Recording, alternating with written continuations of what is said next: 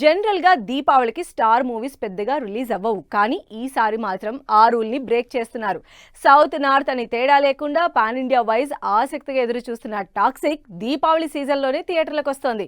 మరి టాక్సిక్తో పాటు దీపావళిని లైట్ అప్ చేయడానికి రెడీ అవుతున్న హీరో ఎవరు?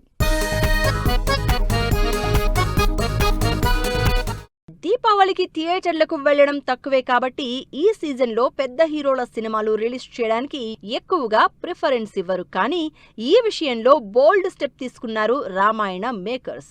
నవంబర్ 8న దీపావళి కాబట్టి ఆ సీజన్లో నవంబర్ 6న రామాయణం సినిమా రిలీజ్ చేస్తున్నారు.